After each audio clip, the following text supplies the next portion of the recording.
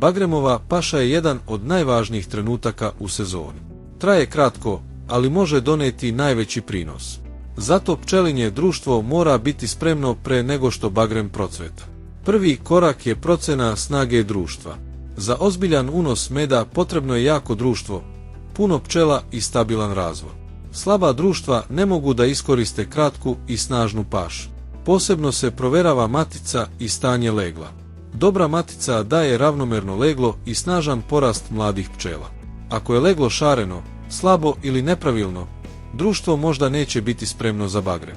Do početka paše društvo ne sme gladovati. Ako se pojavi hladno vreme ili prekid unosa, pčele moraju imati dovoljno hrane za razvoj. Prihrana se radi pre paše, a nekada medišta treba da se pune medom. Najveća opasnost pred bagrem je rojevi nagon.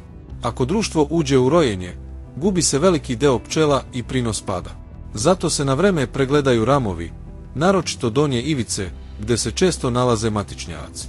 Drugo ključno pravilo je prostor. Medište se dodaje pre nego što nastane gužva.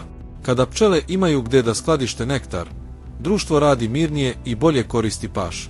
Matična rešetka pomaže da matica ostane u plodištu, dok radilice odlaze u medište i lageruju med, tako se leglo i med drže odvojeno, a pčelar kasnije lakše vrca čist med iz medišnih ramova.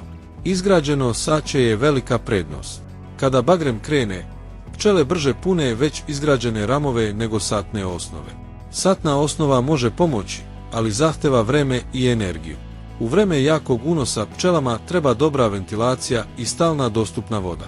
Pojilo na pčelinjaku pomaže pčelama da lakše održavaju rad košnice i vlagu u zajednici.